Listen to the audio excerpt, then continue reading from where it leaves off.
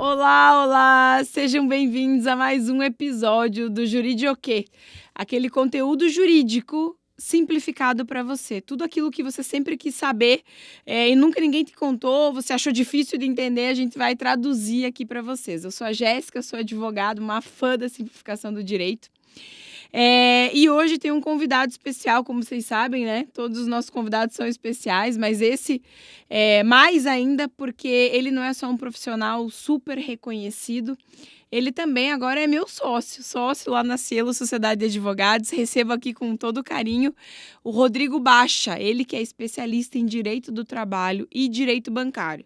Você que está nos acompanhando aí, que é empreendedor, tenho certeza que você vai amar tudo que a gente vai falar aqui sobre direito trabalhista. E, de repente, num próximo programa sobre direito bancário também, por que não, né? Rodrigo, obrigada mais uma vez por ter aceito o convite, estar com a gente aqui na Juridioquê, traduzindo um pouquinho do direito trabalhista. Eu que agradeço o convite, né? Muito feliz também em poder agora chamar de sócia. Também sempre tive muita admiração pela profissional. Ai, que fofo, né, gente? E é muito bom a gente se cercar de pessoas competentes e profissionais, né? Maravilha. Então, mais uma vez, muito obrigado pelo convite e estamos aí para bater um papo sobre direito trabalhista. Então, assim, para quem é empregado, ok, mas para quem é empregador, sabe que esse tema gera um frio na espinha, né? E por quê, né? Por que a gente tem sempre essa questão relacionada ao direito trabalhista? Porque tem uma série de obrigações para quem emprega um colaborador. E essas obrigações, às vezes, elas são pesadas para o empresário, né? Partindo do pressuposto que existe uma série de encargos dos mais diversos para quem tem uma empresa. Então, a gente vai falar um pouquinho sobre o viés do empresário, sobre o viés daquela pessoa que tem colaboradores, que tem empregados sob sua responsabilidade. E só quem tem um colaborador sob sua responsabilidade sabe o que é, né? Aquele medo de tá tudo em dia, de no final do mês poder honrar as suas obrigações com aquele colaborador que também tem uma família, que também tem suas responsabilidades. Então, a gente vai falar um pouquinho sobre isso. E a primeira pergunta que eu tenho para ti é por que o direito trabalhista é tão importante para o empresário? E por que muitas vezes é um calcanhar de Aquiles ali para o empresário? Bom, o direito do trabalho é muito importante para o empresário, porque é dali que ele vai saber, né, o que ele tem que pagar, o que ele não tem que pagar, o que ele tem que cumprir, o que ele não tem que cumprir. Então, o direito do trabalho é um ramo que estuda e que regulamenta essas relações não só de emprego, que a gente está pegando um viés mais de emprego aqui, né, relação empregatícia, com vínculo empregatício, mas também as relações de trabalho como um todo, né, de uma forma geral. Essa legislação, ela é muito importante para regulamentar, para se saber o que eu posso e o que eu devo, o que eu posso fazer, o que eu posso determinar, o que eu devo pagar, o que eu devo observar. Então, essa a importância muito grande e do empresário em si, para, como você mesmo falou, são muitos encargos, muitas coisas, e o que eu preciso saber para me proteger, mesmo que eu esteja pensando assim, estou fazendo tudo certo, às vezes eu não estou. Então, essa é a importância, não criar um passivo. Porque se você faz errado no primeiro mês e continua no segundo e no terceiro, é uma bola de neve, isso vai aumentando. O passivo trabalhista que normalmente a gente fala é aquele valor que você fica como se você estivesse devendo para o teu colaborador e que se você não paga no mês, no segundo mês ele vai crescendo. Então, toda vez que existe algum tipo de equívoco na contratação ou na relação com o empregado ou com outro, né, colaborador, qualquer que seja o vínculo contratual, quando tem uma falha, eu posso ter um passivo. O passivo é o que eu deveria pagar e o que eu não estou pagando. E esse é o maior medo do empresário. Eu imagino, né, Rodrigo? Um dos maiores medos é que eu tenho um passivo, eu tenho muita coisa para pagar em decorrência do que eu não estou fazendo e deveria estar fazendo. Essa é uma situação que realmente atrapalha bastante, né? É um temor para o empresário, porque realmente não pagou no mês, aumenta no mês seguinte e aumenta no outro mês, e às vezes o empresário até nem sabe que tem que pagar aquilo. Por exemplo, é uma situação que foi estipulada numa convenção coletiva que aquele empregado, aquela empresa, ela se adequa, né? É aplicável aquela convenção coletiva àquela empresa, o empregado dele tem aquele direito e ele nem sabe que tem direito, né? Que ele tem o dever de pagar e o empregado tem o direito de receber. Só no final lá do contrato é que alguém vai dizer, não, mas você tinha direito de receber. E aí isso depois de 2, 3, 4, até 5 anos, que é a prescrição trabalhista. Então, se você somar R$100 no mês é uma coisa, R$100 ao longo de 5 anos, né? Você já começa E o empresário dizer que não sabia não adianta nada, né? Não. Né? A gente tem um princípio no direito que diz que a gente não pode alegar desconhecimento da lei. Então, mesmo que você não saiba que a lei existe, você é obrigado a cumprir. E o outro aspecto, assim, que além de você não poder alegar, né, o empresário não pode fugir de arcar com esse ônus, né? Cedo ou tarde, se houver a demanda, ele fica na obrigação de pagar, né? Exatamente. Bom, Rodrigo, tendo isso em vista, o que você entende? Mas aí eu queria falar outra coisa e acabei esquecendo, mas agora eu lembrei.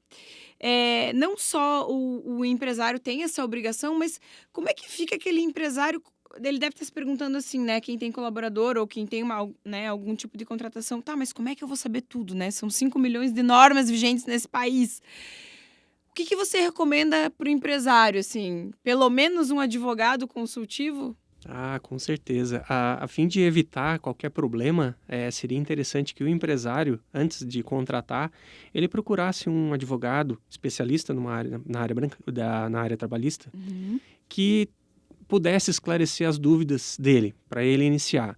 Muitas vezes nós temos outro profissional extremamente competente, que é o contador, mas a área do contador ela não é tão dinâmica quanto a do advogado, porque apesar de o contador ele ter na carreira dele, durante, né, a vida acadêmica dele, a matéria de direito do trabalho, nós profissionais, nós estamos no dia a dia, nós estamos acompanhando a evolução. Às vezes uma norma, na época que você estuda, ela tem uma interpretação pelo judiciário. A norma, às vezes, não muda o seu conteúdo, porém, a interpretação daquela norma, ela acaba mudando. Então, nós estamos no dia a dia acompanhando essa dinâmica, acompanhando essa evolução. E, às vezes, o contador, por ser uma função completamente diferente, o negócio dele são números, né? E acompanha, sabe os princípios, mas não sabe a mudança. Não acompanha essa mudança tão rápida quanto um especialista em direito bancário que está vendo quase que ao vivo essa situação ser mudada, essa interpretação ser feita de forma diferente. Eu falei mais de uma vez aqui no programa que eu acho que cada um tem que fazer o que estuda para fazer. Então, quem é dentista tem que ser dentista, quem é médico tem que ser médico, quem é contador tem que ser contador, quem é advogado tem que ser advogado, né? Para com essa mania de pegar as coisas na internet e depois bater lá no escritório desesperados porque deu treta. Então, cuidem. Então, vamos começar pelo começo. Que cuidados agora que vai ser tipo meio uma aula, né, pessoal? Sou empresário, quero fazer uma contratação. Vamos pensar na relação de trabalho normal, assim. Que cuidados que você entende que o empresário tem que ter? Ou quais são as principais demandas, assim, nessa fase inicial de contratação? O empresário ele tem que se ater a fazer um contrato de trabalho bem específico. Então, não adianta você pegar e moldar, e ter um modelo de contrato. Porque para cada função dentro da empresa, eu preciso de um empregado específico. Às vezes, a minha empresa demanda uma necessidade de viagens. Esse meu empregado tem que viajar. Então, eu vou colocar no meu contrato de trabalho que eu estou procurando alguém que tenha essa demanda, que tenha essa disponibilidade de viagens. Né? Então, eu vou fazer um contrato de trabalho de acordo com aquela necessidade. Eu, empresário, necessito de um funcionário, de um empregado que atenda essas características. Então, esse contrato de trabalho vai prever essas situações, para que não se diga posteriormente que não ficou ajustado. Principalmente uma coisa que é muito debatido e deve constar nesse contrato de trabalho é a questão da jornada. Né? Que aí vamos deixar a jornada, vamos explorar ela um pouquinho mais para frente, mas é um ponto assim, muito interessante de você colocar, possibilitar, por exemplo, de ter um banco de horas. Né? Trabalhar um pouquinho mais num determinado período para compensar mais lá na frente. Tá certo. E nesse documento, nesse contrato, é obrigado a ter um contrato de trabalho ou só assinar a carteira do funcionário é suficiente? Então, a legislação trabalhista prevê que existem várias possibilidades, vários tipos de contrato de trabalho. O mais comum é o contrato que nós chamamos verbal. Contrato verbal é aquele que você o empresário coloca, precisamos de auxiliar administrativo. Alguém se apresenta, entrega o currículo, oi, eu sou estou aqui pela vaga de auxiliar administrativo. O empresário o contrata, anota a carteira de trabalho. Ali está feito o contrato. Sim.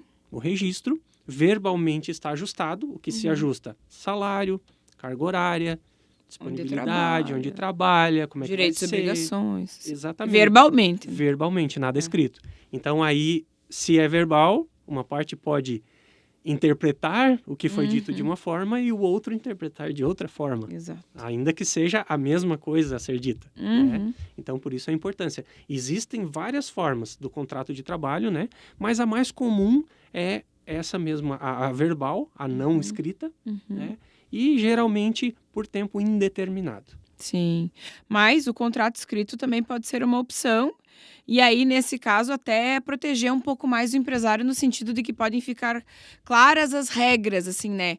O que pode, o que não pode, né? Fica o dito, né? Não pelo não dito. Com certeza. Com um contrato escrito, você estipula e você consegue demonstrar que o ajuste era aquele. E a lei fala exatamente quais são os direitos e obrigações de cada parte, ou a gente tem uma licença poética, dependendo do modelo de negócio, dependendo da atividade? Tem ou não? Tem.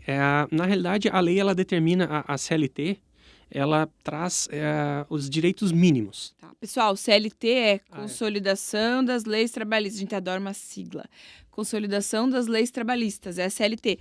É o principal documento jurídico na área do trabalho e do direito trabalhista, é a CLT, né? A CLT é a principal norma, né? Digamos assim, a regra geral. Né?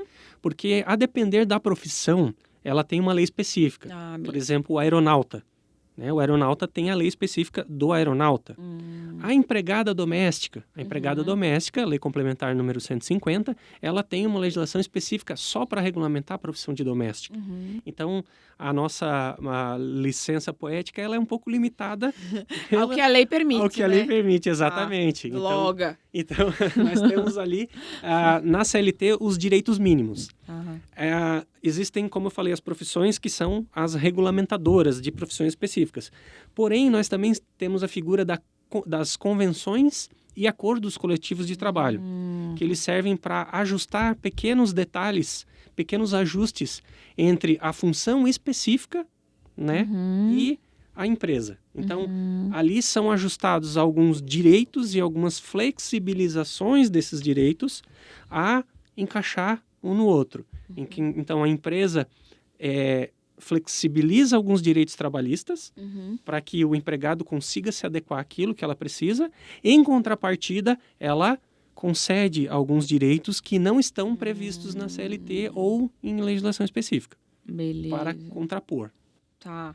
Bom, então, na prática, né, o empresário, além de ter noção da CLT, da Consolidação das Leis Trabalhistas, antes disso, Constituição Federal, CLT, ainda tem as convenções e os acordos coletivos que não acontecem obrigatoriamente em todas as áreas, mas pode acontecer. É comum, assim, como eu fui professora, o Rodrigo também, né? O acordo coletivo de professores, do sindicato dos professores, aí eu vejo também dos metalúrgicos, né? Então, tem regras que são específicas de alguns segmentos, tá? Além disso, a possibilidade de ter um contrato escrito em que você estabeleça regras, desde que não sejam contra a lei, como um contrato particular, pode existir também, né? Sim. Normalmente verbal. Tu acha mais arriscado o verbal ou... Na realidade, o contrato verbal, ele é mais arriscado porque a presunção é toda favorável ao empregado. Né? Por isso que o pessoal diz que o direito é comum, né? O direito do trabalho é sempre para o empregado. Por quê? É isso que o Dr. Rodrigo vai explicar agora, né? A presunção, entende-se que o empregado sempre tem razão, porque ele é a parte mais fraca da relação. É isso, né? Exato. Fechando a história, a ideia do contrato, eu tenho um contrato, vou fazer um contrato de trabalho com o meu empregado, que eu estou contratando, para que atenda a minha demanda. Porém, existem algumas situações que eu não posso dispor num contrato de trabalho. Por isso, e aí como que eu vou resolver isso? O que é a convenção coletiva? A convenção coletiva é quando o sindicato dos trabalhadores se reúne com o sindicato das empresas e sindicatos resolvem algumas cláusulas. resolvem alguns direitos. Daí pode. Aí pode. Mas eu tenho uma figura, mas a minha empresa precisa de uma situação específica, que não é do sindicato. Como eu faço? Eu vou fazer através de um acordo coletivo. Então, a minha empresa, o meu jurídico, vai entrar em contato com o jurídico do sindicato dos trabalhadores e nós vamos sentar para uma mesa de negociação e vamos estipular algumas cláusulas para que se adeque a situação à empresa, né? Ao que a empresa necessita. Nem eu sabia isso, gente. Sindicato e a empresa direto com o sindicato para uma situação específica. Exatamente. Muito legal. E aí nós vamos chegar a... Desculpa, a sua pergunta foi no sentido... Se era mais seguro fazer se era arriscado fazer o contrato verbal? Exato. O verbal e o escrito prevalece o escrito. Então, se você estabelece... Eu lembrei agora, é a questão da inversão do ônus da prova. Da presunção lá do... Exato. Então, assim, quando você estabelece um contrato escrito, tá ali. Quando você estabelece um contrato verbal, a interpretação desse contrato ela é sempre mais favorável à parte mais fraca. Ao empregado. Então, você, num contrato verbal, você está distrito exclusivamente ao que a lei permite. Então, a lei dispõe dessa forma, então é dessa forma. Por que se diz que geralmente a justiça vai mais pró-empregado? Não é bem assim. Existe a questão no direito civil que quem alega, prova. Essa é uma questão processual do direito material, direito civil. Processual, desculpa, é uma matéria processual dentro da área do direito civil. Quando eu falo em matéria processual no conteúdo probatório na Justiça do Trabalho, eu tenho essa inversão porque quando eu contrato o empregado, eu fico com uma cópia do contrato de trabalho. Quando eu forneço, quando eu pago o salário do meu empregado, eu pego um recibo. Eu fico de posse do recibo assinado. Quando ele termina o mês e me entrega a folha ponto, eu fico com a original da folha cópia. Sim. Então, via de regra, a empresa permanece com a maioria dos contratos, se não a integralidade. Então, alguns documentos eles são em duas vias, mas geralmente é uma via só. Sim. Então, mas o empregado não precisa provar nada? Precisa. Aí nós vamos entrar numa questão processual, é um pouco mais pesado, acho que não é um conteúdo mais profundo. A gente quer simplificar. Então, simplificando, inverte-se essa questão do ônus, ou seja, do dever de fazer a prova, com relação a alguns documentos ou a alguns fatos que a empresa, ou ela tem o dever de guarda, ou ela tem a maior facilidade de assim comprovar. Então, ótimo. Essa é a concepção, né? O sopesar a prova. Fica a dica, né? Para quem é empresário, tem bastante funcionário, se só registrou na carteira de trabalho e o acordo é verbal, pensa bem, de repente, fazer um contrato... E não tem problema fazer agora durante a relação empregatícia, né? A relação de trabalho. Ele já é meu funcionário há 3 anos. Eu posso fazer um contrato agora? Formalizar isso? Não tem problema, né? Não. O contrato de trabalho ele pode ser alterado a qualquer momento. Show. Alterado ou formalizado. Olha. Então, toda alteração, ela é lista, desde que... Aí tem um artigo específico na CLT. Não sacaneia empregado.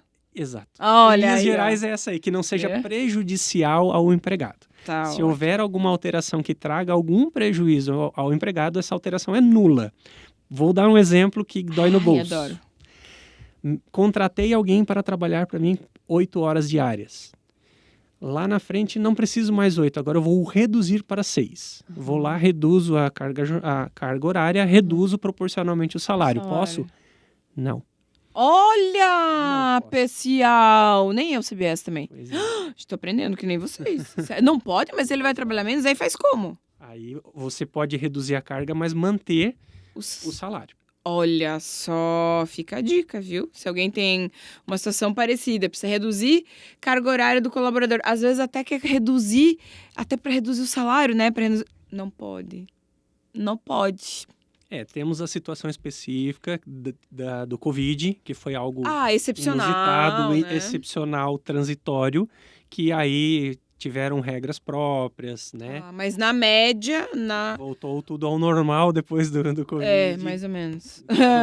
Ô, Rodrigo, e quando a gente fala de jornada de trabalho, assim, o empregador, quem contrata, pode estabelecer o que quiser, tem um limite? Não, quero que tu trabalhe 20, quero que tu trabalhe 50. Como que funciona, assim, a jornada de trabalho?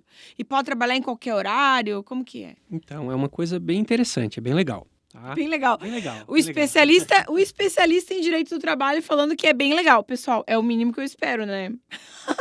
E o empresário se coçando ouvindo, né? Geralmente, o contrato mais comum é o de 44 horas na semana e 220 horas mensais. Né? Que geralmente o pessoal pensa assim, 44 trabalha 8 horas de segunda a sexta e 4 horas no sábado. É a mais comum. Porém, nós temos várias possibilidades de adequar essa jornada de trabalho à necessidade. Por exemplo, banco. Banco não trabalha no sábado. Mas o banco, para a agência bancária ela abrir, ela tem que necessariamente ter um vigilante. Quantas horas esse vigilante pode trabalhar por dia sem que eu precise pagar hora extra? Eu posso ajustar uma jornada de 8 horas e 48 minutos. Ah, tá. Então, se eu somar 8 horas e 48 minutos vezes 5, eu vou ter 44 horas na semana. Ah, Rodrigo, mas assim, ó, eu trabalho no sábado também, minha empresa abre no sábado. E assim, eu não preciso a pessoa 8 horas, ela pode trabalhar menos, mas eu preciso que ela não trabalhe só 4 no sábado. Dá, eu faço 6 dias de 7 horas e 20. Que também na soma dá 44. Então você consegue flexibilizar para lá ou para cá de uma forma que ela feche na semana 44. Tá, tem alguma excepcionalidade? Tem. A gente adora uma exceção, tem. né? Por exemplo, 12 por 36. 12 por 36 trabalha 12 horas num dia e folga 36 horas. Disse trabalha meio-dia e folga dia e meio. Numa semana vai ultrapassar, vai dar 48 horas. Porém, na semana seguinte vai dar 42. E daí então, na média, no mês vai... fica com 44. Vai fechar. Já é uma jornada amplamente aceita, né? Pensando no máximo que um colaborador pode trabalhar. Mas o empresário pode decidir que ele trabalhe 30, ou que ele trabalhe 40 e remunerar proporcionalmente, né? Exatamente. E sobre esse trabalho e a carga horária diária, o máximo, então, 8h48. E como que fica a questão dos espaços entre uma jornada e outra? Porque eu acho que isso é uma dúvida também, né? Tem tempo de almoço, tem o tempo do lanche de tarde. Mais de uma vez, assim, o empresário pergunta, o meu colaborador que trabalha manhã e tarde, 8 horas e 48, ele pode ficar meia hora lanchando no meio da tarde? Como que, né? Sim. Imagino que tu receba essas dúvidas também, né? Sim, muito comum. Na realidade, o 8h48 eu citei como exemplo, mas há jornadas de 12 também, né? 12 por 36, então é ajustável. Mas vamos pela regra geral da 8 horas, né? Tá. Posso contratar um funcionário com carga menor de 8 horas? Posso. Menos de 44? Posso. Posso contratar 4 horas, 6 horas por dia, né? 4 horas ele vai fazer 5 vezes 4, 20. Até 24, até 22. Beleza. O que eu tenho que observar? Primeiro, o salário mínimo nacional, 1.320, divide por 220 e eu vou achar lá o valor hora. Tá. E aí eu vou multiplicar se ele faz 120 horas no mês ou se ele faz 180 horas no mês, 220. Aí eu vou fazer essa multiplicação para encontrar o valor hora. Que ele não pode receber menos do que isso. Menos que isso. Menos que um salário mínimo, valor hora do salário mínimo não pode. Pode receber mais? Pode. Quanto que é o salário mínimo? 1.300? R$ 1.320 hoje. Vamos ver quanto que é a hora do trabalhador brasileiro. 1.320 dividido por 220. Jura? R$6 a hora do trabalhador brasileiro? Exatamente. Tá. Essa é a hora. Pode receber mais? Pode, porque geralmente, por exemplo, aqui em Joaçaba, o comércio, o sindicato do comércio, ele tem uma convenção coletiva própria. E na convenção coletiva, eles geralmente estipulam um mínimo maior. Tá. Então, se eu contratei aquela pessoa para trabalhar no comércio e a minha empresa se enquadra, né, naquela convenção coletiva e eu estou pagando um salário mínimo, cuidado. Lá no final você vai pagar a conta da diferença salarial. Então tem que observar o salário mínimo previsto na convenção coletiva. Na verdade, assim, o empresário que não paga direitinho, ou porque não sabe, ou por razões diversas, lá na frente, ele só paga se o empregado ingressar com uma ação trabalhista. Exatamente. Ou se entrarem num acordo e o empresário diz, Ah. realmente, paguei errado, tá aqui. Ele Beleza. paga, Sim. né? O que é bem comum, só que não, né? O que é bem comum, só que não, né? Mas aí, voltando, Jéssica, com Claro, relação volta. àquela situação do Do intervalo, intervalo, boa. nós temos, assim, uma jornada de até 4 horas, não tem intervalo. Tá. Então, eu trabalho 4 horas. Nada de lanche de meia hora pra comer grostoli, galera. De 4 horas, não. Não. Porém, se a minha jornada é de até 6 horas, né, mais de 4 e até 6, eu tenho direito a um intervalo de 15 minutos. 15 minutos. Excedendo as 6 horas, a CLT me concede um intervalo de 1 a 2 horas. Existe uma exceção a essa regra, que é a possibilidade de reduzir essa 1 hora, só que aí o Ministério do Trabalho, ele prevê algumas situações específicas. Então, não é, vou reduzir porque eu ouvi no podcast que eu posso reduzir. Não.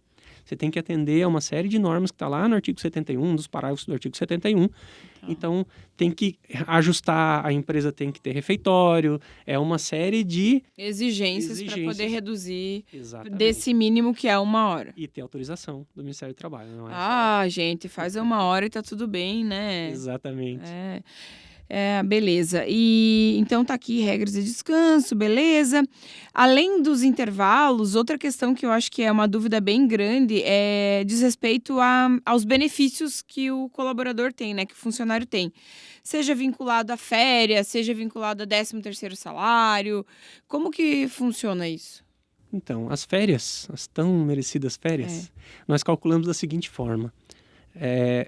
Nós temos 1 ano de trabalho que a gente chama de período aquisitivo. Então, durante 1 ano, os 12 meses, o empregado ele trabalha para ter direito ao recebimento dessas férias, a gozar, né? Usufruir de 30 dias de férias. No ano seguinte, fechado o primeiro ano, inicia-se o período que nós chamamos de período concessivo. É o período de 1 ano em que o empregador tem de prazo para conceder ao seu empregado os 30 dias de férias. Digo 30 dias, mas existem algumas exceções, né? Pode ser no mínimo 20 dias e esses 20 dias eles podem ser fracionados, né? Em 2 períodos de 10. E os 10 dias podem ser remunerados, né? O empregado pode vender uma parte dessas férias. Mas só se o empregador quiser comprar, né? Só se o empregador quiser comprar e o empregado deve manifestar expressamente essa vontade. Olha aí, ó. Então, tem que manifestar expressamente, pessoal, manda um e-mail, escreve uma carta, fala, né? Não é dizer no corredor, chefe, me paga 10 dias. Não, formaliza isso, né? Um e-mail, um documento. Exatamente. Boa. Então tá, passou o período aquisitivo, férias. As férias de 30 dias, o próprio empregador venceu o período aquisitivo, beleza. O empregador pode dizer, eu vou te dar, venceu agora, eu vou te dar só daqui 1 mês. Eu vou te dar só daqui 15 dias, ou não? Sim, pode. As férias, elas são concedidas ao crivo, à necessidade do empregador. Vamos dar um exemplo. Imagine que na minha empresa eu tenho 5 funcionários. Chega no mês de março, eles se reúnem e dizem assim, em junho vamos tirar férias todos juntos e vamos para Cancún? Quero, me leva. Vamos. E aí, como é que fica a empresa? Fecha as portas durante os 30 dias enquanto o pessoal está de férias? Então, assim, essas férias elas são programadas, né, pelo empregador. Só que o empregador tem prazos para informar ao empregado, para que o empregado também ele possa se adequar e programar essas férias. Ele já vai saber mais ou menos quando ele vai tirar as férias, quanto tempo ele vai ter de férias, para que ele possa se programar. E o pagamento das férias, ela deve ser realizado sempre com até 2 dias de antecedência. Vou contar uma coisa pra você. Eu não tenho vergonha, tá? Porque eu não tenho vergonha de não saber as coisas. Meu primeiro pagamento de férias, quando eu tinha 19 anos... 19 anos. Eu não sabia que vinha uma bolada. Veio a bolada, né? Porque vem o teu salário e mais 1/3, certo? E eu fui olhar a minha conta e falei, meu Deus, o que aconteceu? Eu fiquei um tempão que eu não sabia se eu gastava o dinheiro ou não gastava, porque eu achava que não era meu aquele dinheiro, né? E depois que eu entendi que, na verdade, as férias é a antecipação do mês, né? Que eu não vou trabalhar, porque daí no outro eu não tive salário, né? Então esse foi o maior susto, assim, porque daí no final de dezembro, saí de férias 2 dias antes, tava aquela bolada. Eu falei, meu Deus, será que é meu? Gasto? Não gasto? É vergonha de perguntar na época, né? Daí eu falei com uma colega, como que é esse negócio de férias, né? Vem tudo isso aí mesmo, né? Sim, só que daí tu sabe que tu tem que guardar, porque no mês que vem não vem. Tu tem que pagar tudo e tal. Beleza, né? Então, o valor de férias é isso, né? O valor de um salário mais 1/3 do salário. Exatamente, porque as férias nada mais é do que você está recebendo por um mês que você não está trabalhando, ou período correspondente, né? Se não for um mês cheio. Então é justamente isso. Naquele mês que você não está trabalhando, você vai receber o mês de férias. Então você não recebe dobrado. Se você se recebeu o salário e mais as férias, o mês seguinte realmente não vai receber, porque você já está recebendo. Exato. É uma bolada no mês, uma surpresa muito maravilhosa, mas cuidado mês que vem. E tem a possibilidade de só pagar 1/3 e deixar para pagar o salário daí no outro mês? Não. A previsão na CLT é que as férias Pague serão tudo. pagas com 2 dias com 2 dias de antecedência Antes do de- gozo, né, Tá. de usufruir, acrescidas de 1/3 que é constitucional. Beleza. Benefício é muito bom, 13º também salário é muito bom, né? Previsto na CLT. Mas eu quero saber o seguinte: o funcionário não está mais funcionando, eu preciso dispensar esse funcionário. Preciso, né, demitir, que também é um dos maiores medos, né, do empresário. Primeiro, porque ninguém gosta de dispensar colaborador, né? A gente sabe das consequências. Mas se não tiver jeito, como que a gente faz isso? Tem um jeito específico? Como é que pode se dar essa rescisão do contrato de trabalho? Rescisão é o fim, né? Acaba. Rescindir alguma coisa é acabar alguma coisa. Então, existem algumas formas de rescisão do contrato de trabalho. Só oriento antes, chamo a atenção e dou a dica de que jamais seja feito de forma vexatória, né? Chega no meio da sala, tu tá demitido, como a gente vê em séries americanas.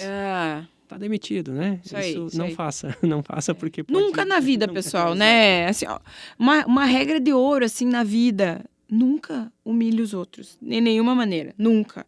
E no ambiente de trabalho, menos ainda. Por favor. Exato. Né?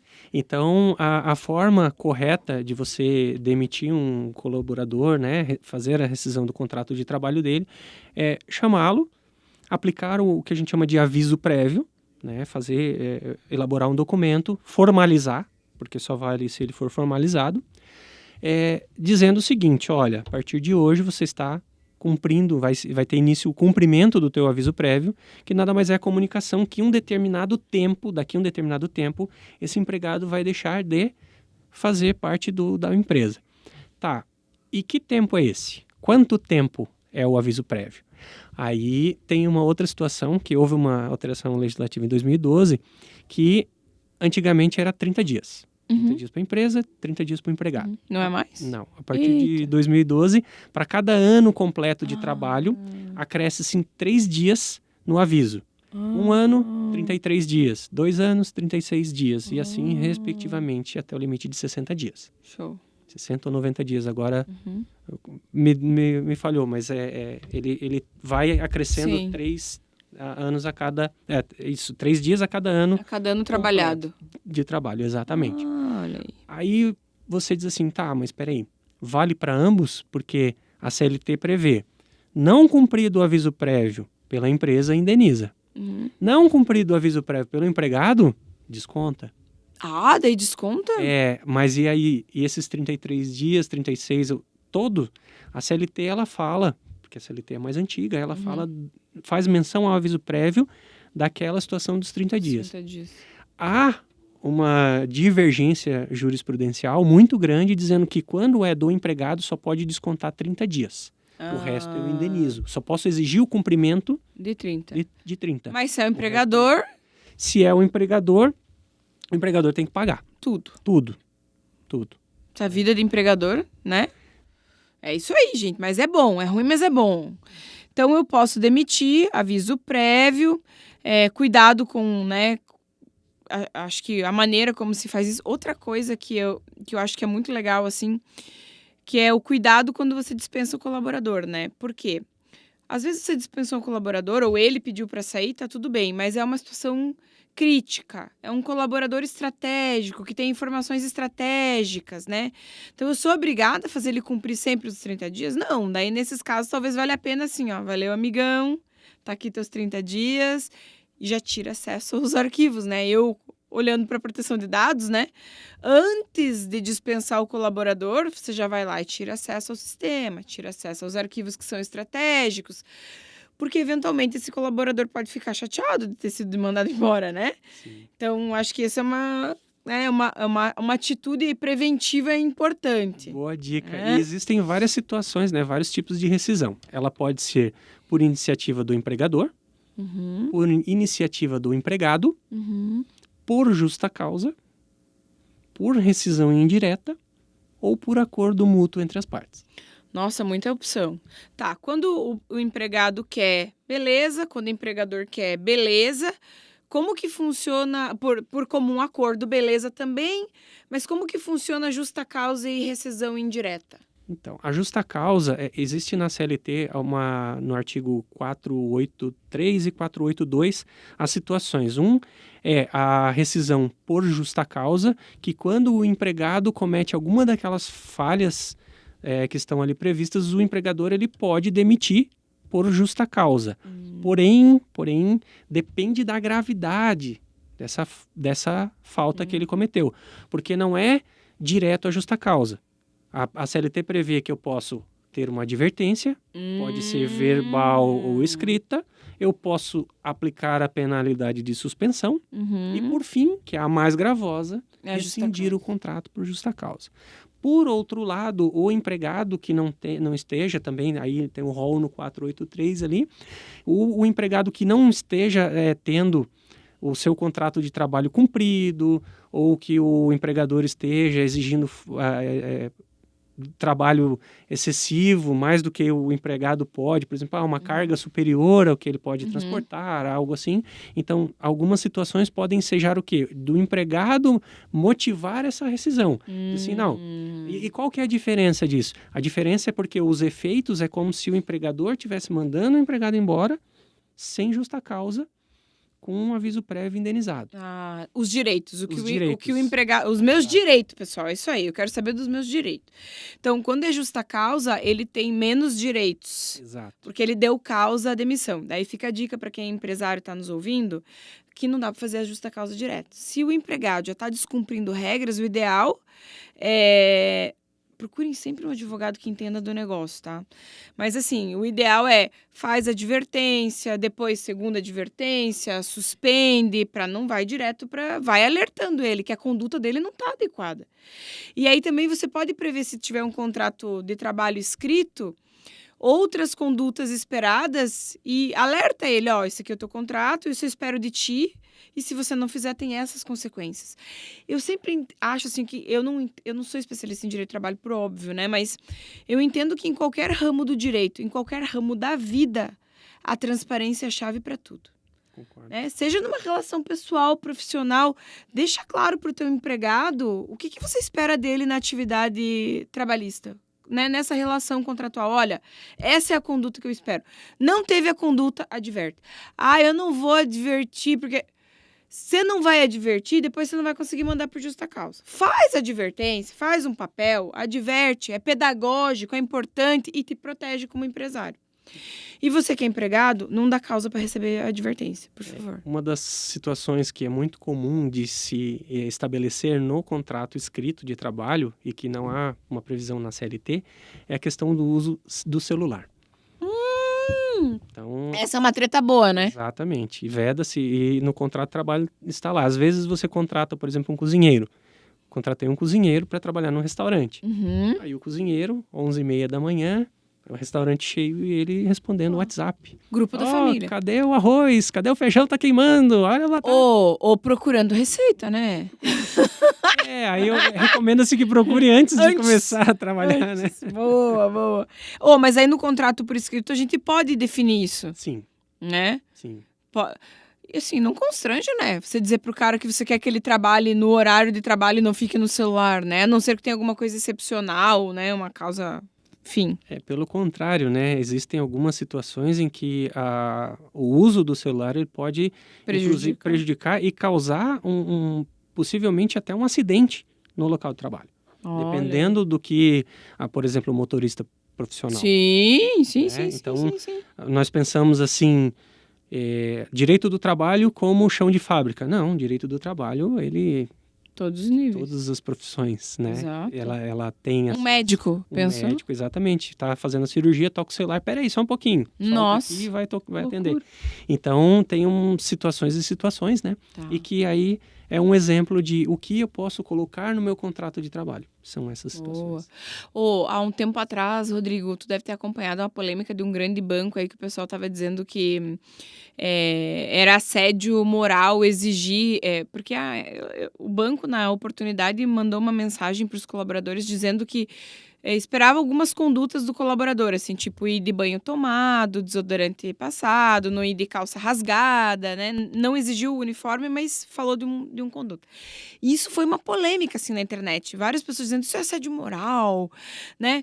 E aí eu queria entrar no tema do assédio, porque recentemente mudou a legislação ali no ano passado e agora um dos temas que as empresas têm que tratar no âmbito das suas atividades, em especial se tem um número maior lá de funcionários, 20 funcionários, tem que falar sobre o assédio. Então, assim, como é que funciona isso? Assim, se eu fizer o meu funcionário exigir dele o cumprimento das atividades, ser rigoroso no cumprimento, ou exigir que ele esteja aciado no ambiente de trabalho, né? Isso constitui o assédio no ambiente de trabalho? Como é que você vê isso? Então, vamos lá. Primeiro de tudo, é como você mesmo falou, o bom senso é o que prevalece. Cara, é que assim, as pessoas não têm bom senso. O óbvio precisa ser dito cada vez mais, né? Sim. Desculpa aí, pessoal. Mas além das normas que eu já falei, convenção coletiva, acordo coletivo, a empresa também pode ter normas de conduta, né? Interna. Então, é claro que ela deve ser franqueada uma cópia ao empregado para que ele tenha conhecimento daquilo. Porém, ainda que o empregado esteja descumprindo eventualmente alguma dessas normas do código de conduta, existem formas e formas de adverti-lo, de chegar essa informação até ele. Então, o que se recomenda como diz eu ouvi, né, do Mário Sérgio Cortella, assim, você elogia em público e repreende em particular. Exato. Então, chama o teu empregado e converse com ele em particular, em reservado, e diga, olha, a sua conduta aqui tem essa situação, tem aquela, você não precisa, jamais, você não deve, não precisa, você não deve expô-lo. Expor ao ridículo jamais. Como são antológicas as situações, condenação porque chegava e sentava na cadeirinha da vergonha, que não atingiu a tal meta. Eita! Tá rindo, mas a empresa grande fazendo. Tá rindo, mas é de nervoso. Exatamente. Aconteceu. Se tem a placa é porque já teve um precedente, exato, né? Exato. Então, são situações que devem sempre ser observadas de evitar o constrangimento. Apesar de o empregador ele ter esse poder, né, de diretivo, né, o poder de sancionatório até certo ponto, ele deve também sopesar, né, fazer com que aquela advertência, ou com que aquela suspensão, ela não seja vexatória. Não é um momento, não é uma desculpa, né, para ele poder extrapolar aquilo, que é a questão do bom senso. Então, chama em reservado, explica, conversa, mostra onde é que está o erro, pede para que não venha mais, assina a advertência e mude a sua conduta. Mude, né? Mude. Apenas mude. Exato. Mas, assim, o que é importante, né? Que também para caracterizar o assédio, não basta uma repreensão do empregador, né? A gente vê que o assédio moral, você tem que ter uma conduta reiterada, praticada normalmente, né, em público, que constranja e que cause um dano, um abalo para aquele empregado. Então, assim, exigir que o colaborador chegue no horário, exigir que o colaborador tenha uma conduta adequada, trate bem os colegas, cumpra suas atividades no prazo, não é assédio, tá, pessoal? Não é. Exatamente. Então, Rodrigo, Isso. E a lei também fala um pouquinho agora sobre a questão do assédio sexual, mas acho que nós vamos fazer um programa só sobre isso. Que também, assim, né, até vi hoje uma reportagem de um colaborador que namorava uma menina do escritório, e daí deu um selinho na menina no escritório e o empregador mandou embora por justa causa, enfim. E aí, me veio essa coisa do assédio, né? E que também, você namorar com um colega não é proibido, a não ser que exista uma regra dentro da empresa, né? Agora, você assediar sexualmente, você querer importunar alguém, né, para ter uma relação ou presenciar uma relação com conotação sexual, seja o chefe, seja um colega, não pode. Nós vamos fazer um programa só sobre isso. Rodrigo, tem muita coisa que eu não sabia, eu tô adorando, mas o nosso tempo, como era de se esperar, né, passou voando. Eu queria agradecer muito, muito, muito pela aula, foi incrível. E queria agradecer de novo a todos que nos acompanham aqui na Juridioquê, né, no podcast, seja no Spotify, seja no YouTube, seja no Instagram. Se você gostou, compartilha com os amigos, comenta, entra lá e diz o que você quer saber mais sobre o direito, que dúvidas que você tem, que a gente faz um programa aqui e esclarece essas dúvidas. E eu acho que a gente teria que ter, de verdade, um programa sobre cada um desses tópicos. Tipo, falar um dia só sobre assédio e discriminação, um dia só sobre jornada, seria muito legal. Mas não é bem assim, né? Que a hora do Dr. Rodrigo é requisitada e é cara, mas vamos negociar. Rodrigo, eu te agradeço de novo, foi incrível. Deixa até um momentinho final aí, se você quiser deixar aí, não sei, LinkedIn, redes sociais, ou só agradecer quem está nos acompanhando. Obrigada. Bom, eu que agradeço o convite. Realmente achei bem interessante, muito bom. Confesso que estava um pouquinho nervoso. Todo mundo, né? Receoso, assim, como é que vai ser. Mas foi um papo muito legal, passou voando mesmo. E se alguém ficou com alguma dúvida, quiser deixar um comentário, quiser, olha, poxa, gostaria de saber mais sobre algum tópico, alguma coisa, a gente pode estar, né, pegando essa ideia para trabalhar aqui, para fazer mais um podcast, fazer mais uma matériazinha legal. Realmente a questão do assédio, tanto o moral como o sexual, daria mais várias horas para ficarmos aqui, né, debatendo. É um tema bastante polêmico e traz bastante coisa, assim, tem várias nuances. Mas agradecer eu sou sócio da Cielo, Sociedade de Advogados, então nós temos a rede social lá da Cielo, e o meu Instagram pessoal é @baixa_rodrigo. Então, não publico muitos conteúdos. Ainda? Então sou um pouco engessado nessa parte, mas quem quiser nos acompanhar ali na sociedade é bem ativa. Tá? Eu agradeço mais uma vez, professora Jéssica, pelo convite e fico à disposição para uma próxima e abordarmos algum outro tema. Vamos fazer isso em breve. Obrigada, gente. Um beijo, obrigada, gente, o Vande é demais, né? Obrigada a todo mundo que nos acompanha, tá? E em breve tem mais programas. Beijo! Juridioquê, juridiquês, juridioquê.